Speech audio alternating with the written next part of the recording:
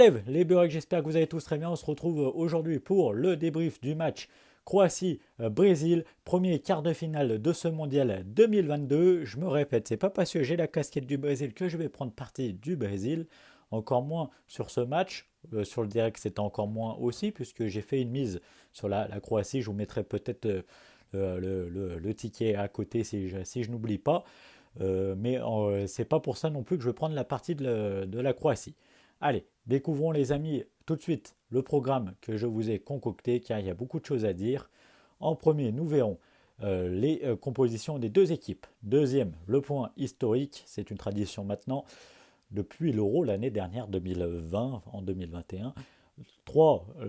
L'analyse par ordre chronologique, puis enfin les tops et les flops. Avant ça, l'homme du match, le classement actualisé. Allez, c'est parti. Les amis, la composition des deux formations. On commence entre guillemets par l'équipe qui reçoit.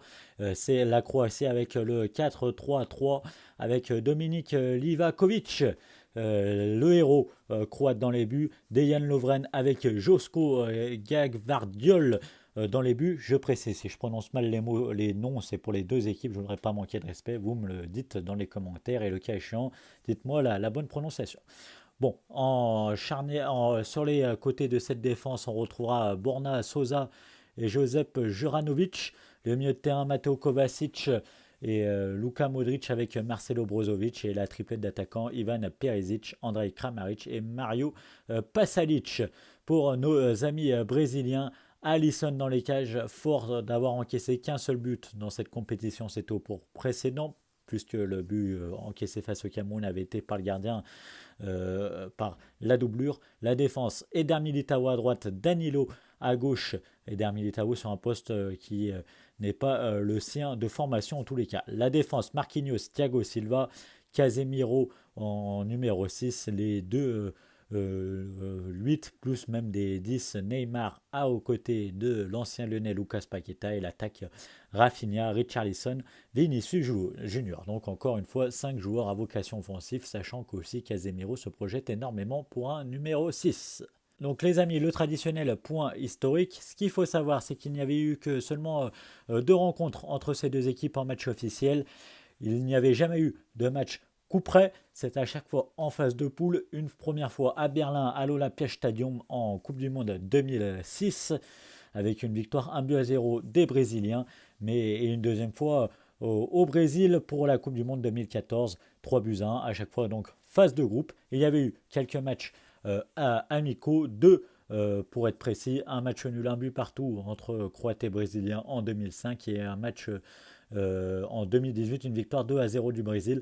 La Croatie qui n'avait jamais battu le Brésil avant cette rencontre, et c'est toujours le cas, puisque les prolongations et les tirs au but sont comptés dans les statistiques comme match nul. Mais enfin, ils ont gagné ce premier match coup près, donc ils ont réussi une super performance face à nos amis brésiliens.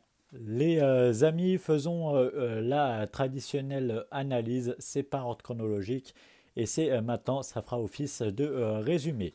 C'est parti. Donc, si on contextualise ce match et on fait un petit point de nos pensées d'avant-match, il faut se dire qu'on pensait que les Croates allaient laisser le ballon aux Brésiliens de façon légitime ou pas. Ça serait de façon légitime, ça serait compréhensible puisque le Brésil fait office de grandissime favori à la victoire finale, même si la Croatie est une très belle équipe qui est d'ailleurs vice-championne du monde en titre encore à l'heure où on se parle. Et illégitimement aussi, peut-être parce que les Brésiliens vont mettre une énorme pression. En tous les cas, si c'est le cas, les Croates auront l'objectif d'éviter ce genre d'étouffement. Et donc, pour ce faire, il n'y aura qu'une seule solution, c'est casser le rythme des Brésiliens. Pour casser le rythme, donc essayer de faire perdre du temps, etc. Même peut-être d'entrée de jeu, même si c'est pas très altruiste, mais aussi pour casser tout ça, il va falloir couper les lésions Casemiro avec les joueurs à vocation offensive, car c'est ça qui permet aux Brésiliens de mettre le pied sur le ballon et de dominer son adversaire. Donc si cela est fait, tout sera bon. Ces pensées seront que des pressentiments d'avant-match, puisque la physionomie du match ne sera pas telle qu'elle avait été pensée, puisque c'est plus les Brésiliens qui vont se retrouver sous la pression croate, en tout cas sur le début de match. Un début de match assez intéressant. Les deux équipes veulent avoir la maîtrise du ballon. On ne l'aurait pas cru côté croate. Brésilien, c'est logique. D'ailleurs, pour pouvoir récupérer euh, un maximum de ballons sur les phases défensives et reprendre vite la maîtrise du ballon, les Croates vont sur ces phases-là évoluer en 4-5-1 pour être assez compact et pour éviter de laisser beaucoup d'espace aux Brésiliens et de récupérer vite le ballon. On voit les deux ailiers que sont Mario Pasalic et Ivan Perisic se replacer réellement sur une ligne de milieu de terrain et pas sur une ligne d'ailier. Voilà. Donc ça permet que à chaque fois d'avoir les comptes favorables parce qu'il y aura toujours un coéquipier pour attraper l'autre pour essayer de récupérer la balle aussi sur le début du match et même sur à peu près l'intégralité du match. Euh, D'ailleurs, pour avoir cette maîtrise-là aussi côté croate, on va avoir un trio complémentaire au milieu de terrain. Dès qu'il y en a un qui va monter, prendre un risque, etc., qui va ne plus occuper sa position, les deux autres coéquipiers vont combler ce déficit numérique. Donc ce trio Modric, Brozovic, Kovacic est vraiment exceptionnel. Donc les Brésiliens sont embêtés dans le début de match, donc il faut bien réagir, en tout cas sur le plan tactique, parce qu'autrement on risque gros. Il y a beaucoup à perdre côté brésilien comparé côté croate, même si un titre de vice-champion du monde au minimum à perdre côté croate. Et donc on va rectifier le tir en voulant essayer de mettre une défense à 3, Thiago Silva, Marquinhos et Eder Militao, puisque on va voir Danilo monter d'un cran. Et est-ce que ça va pouvoir mettre en danger ces Croates? En tous les cas, pas énormément, mais ça va pouvoir aussi permettre de garder une bonne assise défensive sur les phases croates. Bref, mais les Croates ont immédiatement vu ce changement tactique, ils se sont adaptés, ils vont jouer beaucoup sur la largeur pour essayer de trouver les brèches. Voilà comment s'adapter face à une défense à 3. Donc c'est une euh, initiative qui a été caduque pour les Brésiliens.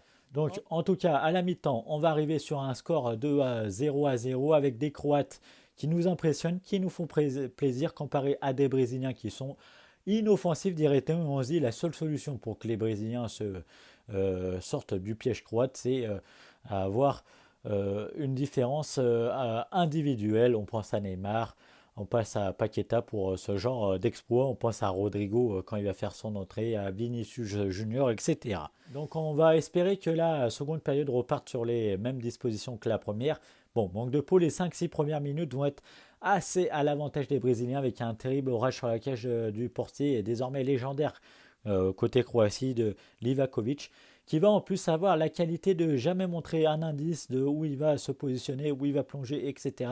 En restant le plus longtemps possible sur ses appuis. Il a vraiment écœuré les attaquants brésiliens. Il a pris carrément l'ascendant psychologique comme il l'avait fait sur les Japonais. On se dit à ce moment-là que si le match va jusqu'au tir au but et que l'issue décide à travers cette séance, la Croatie aura un avantage psychologique, seulement psychologique, mais c'est assez important car la confiance d'un attaquant dans son duel face à un gardien et la confiance d'un gardien aussi joue extrêmement sur l'issue d'un match et encore plus dans une séance de tir au but. Donc les Croates vont laisser passer l'orage et puis par chance cette deuxième mi-temps va se dérouler un peu comme la première avec des Croates qui ne veulent pas subir la pression brésilienne, qui veulent même imposer leur rythme. Alors certains vont dire on n'a pas eu beaucoup d'occasions à se mettre sous la dent, c'est vraiment embêté. Non, moi j'ai apprécié ce type de match car on voit des Croates ne pas vouloir jouer les victimes face aux Brésiliens, ne pas regarder les Brésiliens, ne pas laisser faire les Brésiliens, pardon, regarder les Brésiliens droit dans les yeux, pas comme certaines équipes précédemment, je ne vais pas les citer, si allez, on peut les citer par exemple la Corée du Sud qui avait fait un non-match, et donc c'est pour ça que moi ça m'a beaucoup intéressé ce match. Voilà. Euh, D'ailleurs, la Croatie, il va y avoir des changements de part et d'autre, ce qui est normal car il y a beaucoup d'énergie dépensée. Et donc pour pouvoir essayer de jouer à son rythme, la Croatie va s'adapter à ces différents changements en passant en 4-4-1-1, 72e minute. Surtout que quelques minutes plus tôt, on va avoir l'entrée de Rodrigo à la place de Vinicius Junior, 64e minute. Et Rodrigo a fait une belle entrée, il a essayé de faire bouger, essayer de mettre un peu de rythme, car côté brésilien, c'est vraiment très pauvre. Et on a tous dans la tête que les Croates aiment emmener les adversaires en prolongation et au tir au but, et s'en est toujours sorti. Le seul match coup près qu'ils ont perdu ces derniers temps, c'était face à la France, la finale de la Coupe du Monde 2018. Donc on n'a pas trop envie d'y aller, malgré qu'on est assez passif côté brésilien. Mais pas de panique. Rodrigo est là pour animer un peu plus et essayer de faire bouger. Donc surtout qu'il y a un fameux proverbe qu'on entend souvent dans les médias depuis quelques temps. Il est facile de ne pas perdre face aux Croates, mais c'est tout autant difficile de gagner face à cette équipe croate. Voilà. Donc pour vous dire qu'on ne veut absolument pas aller au tir au but. Bon, malheureusement, il y avoir une mauvaise nouvelle quand même, c'est qu'à une demi-heure de la fin du temps réglementaire, les Croates vont reculer et vont laisser le ballon aux Brésiliens. Mauvaise nouvelle, oui, car on sait qu'il est c'est très compliqué, voire quasi impossible, de résister à la pression brésilienne quand les Brésiliens se mettent à jouer. Donc c'est le moment de nous faire mentir, amis croates, et ils vont le faire puisque on va tout droit en prolongation. On se dit à ce moment-là, on a tous en tête les tirs au but. Même moi, je me suis dit, allez, ça y est, ça va rien changer les prolongations. On va y avoir le droit à la séance, à la terrible séance des tirs au but. Bon, malheureusement, en prolongation, les Brésiliens vont ouvrir le score à la 105e minute, 105 plus 1. Juste après une grosse occasion pour la Croatie, on se dit c'est terminé pour les Croates, l'aventure va s'arrêter là, à ce moment-là, même moi personnellement. Mais on va voir des Croates qui n'en vont pas vouloir se précipiter à l'abordage et vont vouloir construire petit à petit et s'installer dans le camp brésilien pour trouver une brèche. On sait qu'on n'en aura pas beaucoup, mais c'est bien la construire pour pouvoir vraiment revenir au score. Et là, on se dit le miracle. Il faudra un miracle pour pouvoir voir ces Croates revenir. Mais ils vont revenir d'ailleurs, ils vont trouver cette brèche. 117e minute, c'est Petkovic sur une passe d'Orsic qui va venir égaliser. Et on va avoir le droit à la fameuse séance de tir au but où il y a cet avantage psychologique pour les Croates. Donc, et les Croates vont d'ailleurs s'imposer grâce à Dominik Livakovic, le légendaire portier croate. Découvrons quelques graphiques pour prouver et justifier mes propos. Donc, premier graphique, il est là pour montrer que la liaison Casemiro et les offensifs se fait assez mal, malgré une maîtrise assez technique côté brésilien, en tout cas dans les gestes. Par exemple, on voit sur ce graphique les passes de Lucas Paqueta, 30 passes tentées en première mi-temps, seulement un échec, 97% de passes réussites, seulement il n'y en a pas beaucoup qui ont été vers l'avant. D'ailleurs, on l'a très peu vu dans ce match, à part ces 30 passes-là en seconde période, il a vraiment été assez transparent, notre ami ancien lyonnais Paqueta. Donc voilà, on voit la fébrilité dans le jeu brésilien à ne pas pouvoir aller vers l'avant. Pareil, côté Thiago Silva, même s'il y en a un peu plus qui vont vers l'avant, ce qui est normal, c'est un défenseur, donc c'est le premier relanceur. Il a réalisé 48 passes en première mi-temps, 100% réussite, mais il y en a quand même la majorité qui sont des passes latérales, et donc on voit que c'est compliqué de déstabiliser ce bloc croate. Donc ce graphique nous montre la répartition des attaques, donc côté croate et côté brésilien. On voit côté croate qu'on a cette volonté de écarter le jeu, de vraiment utiliser la largeur, puisqu'on utilise plus souvent les côtés, 40% d'un côté, 47,3% de l'autre, seulement 12,7% d'attaque dans l'axe. Côté brésilien, les répartitions sont bien faites, un tiers, un tiers, un tiers. Donc on voit par contre cette pauvreté dans le jeu et l'impossibilité de mettre en difficulté le bloc croate. On voit aussi avec ce graphique qui nous montre les passes de Richarlison. Il en a fait 13 dans le match, il n'en a réussi que 54. il n'en a fait que 3 vers l'avant, une qui a été ratée. On voit donc avec ce graphique que la difficulté qu'ont les milieux de terrain à trouver les attaquants côté brésilien et le fait que la Croatie a bien cassé ses liaisons entre le milieu et les attaquants. Si on passe côté croate, donc on voit deux graphiques, un double graphique parlant de Luka Modric, mais ça vaut pour un peu toute l'équipe. On voit les touches de balle du milieu croate, mais aussi les passes, etc. Donc Luka Modric a touché des ballons, a touché 139 ballons, répartis un peu de partout sur le terrain. A fait 116 passes, 91 réussies, beaucoup de passes vers l'avant, un peu certaines vers l'arrière, aussi des passes latérales pour essayer d'occuper la largeur. Mais on voit vraiment que les Croates ont essayé de maîtriser le jeu et ont essayé d'utiliser un peu tout le terrain. Sur ces graphiques, on voit les circuits de passe. Donc, côté brésilien et côté croate. On voit côté brésilien les circuits les plus utilisés, Militao, Thiago Silva, Marquinhos, Danilo, Casemiro, un peu vers Neymar, mais autrement on voit qu'on n'arrive pas à trouver les attaquants brésiliens et que les Croates mettent vraiment cette équipe brésilienne en difficulté. Pour ce qui est de la Croatie, on voit les circuits les plus en vue. Pasalic, Lovren, Modric, le triangle, et de l'autre côté un autre triangle, Josko Gvardiol, Mateo Kovacic et Brozovic, Modric. Donc on voit la volonté d'utiliser toute la largeur du terrain. On passe aussi par le gardien en voulant ressortir proprement les ballons et pas donner des gros coups de patte devant, même quand on est sous pression. Donc on voit vraiment la maîtrise croate. Question d'expected goal, le Brésil a quand même dominé, 2,63 côté Brésil, 0,66 côté croate, mais dominer n'est pas gagné. Les temps forts, on a un gros temps fort croate en début de match dans le premier quart d'heure, puis autrement la première mi-temps sera à l'avantage des Brésiliens. On aura un deuxième temps fort croate après l'orage au retour des vestiaires entre la 50e et la 55e, autrement ça sera à l'avantage des Brésiliens jusqu'à la prolongation.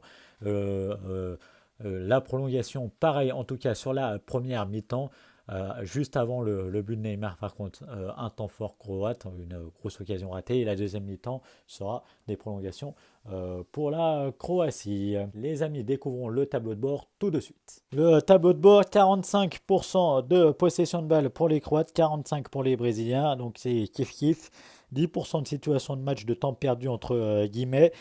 Un but de chaque côté, je vous laisse mettre pause pour le reste si ça vous intéresse. On passe à la suite. 9 tirs côté croate, 20 côté brésilien. Un seul cadré côté croate et il a fait mouche, 11 côté brésilien. 8 tirs hors de la surface côté brésilien, 4 côté croate, 5 à l'intérieur côté croate, 12 côté brésilien. On a essayé de tenter de loin pour faire un peu ressortir les Croates côté brésilien, pas assez. En tout cas, au vu du résultat du match, 4 disciplines, 2 jaunes côté croate, 3 côté brésilien, toujours pas de rouge. 22 fautes à 24, 24 côté brésilien, du coup. 3 hors-jeu côté brésilien, 3 côté croate. La distribution, 715 passes côté croate, 632 réussies. On a à peu près, on va dire, à 90% de passes réussites. Brésilien, 625 réussis sur 695 tentés, on a 92%. On le sait, pour espérer gagner un match, il est au minimum 90. 22 centres à 25 pour le Brésil, 25 centres brésiliens, 6 réussis seulement pour le Brésil, 5 côté croate, renversement de jeu 13, donc on voit la largeur du terrain qui a été utilisée côté croate, 4 côté brésilien, ça a peut-être manqué pour pouvoir déstabiliser la défense croate. Les coups de pied arrêtés, 3 corners côté croate, 7 côté brésilien, 27 coups francs côté croate, 25 côté brésilien et pas de pénalty. Alors, l'homme du match, c'est Dominik Livakovic, le portier légendaire croate qui a encore fait des siennes en stoppant d'ailleurs un penalty en séance de tir au but, mais en écœurant les attaquants brésiliens. Le tableau final actualisé après les 2 premiers quarts de finale. On aura une demi-finale Argentine-Croatie en attendant les rencontres Angleterre-France et Maroc-Portugal. Les amis, les tops et les flops, c'est tout de suite. Premier top, Dominik Livakovic, le portier du Dynamo Zagreb, s'est une nouvelle fois joué les sauveurs. En effet, s'il est le héros de la fatidique séance de tir au but, Il est aussi le dernier rempart qui a permis à la Croatie d'accrocher le Brésil pendant 120 minutes grâce à de nombreux arrêts écœurant ses adversaires. Deuxième top, Luka Modric. Du haut de ses 37 ans, le Ballon d'Or 2018 et capitaine emblématique de la sélection croate a encore été remarquable. Véritable leader d'équipe, il est aussi un véritable artificier.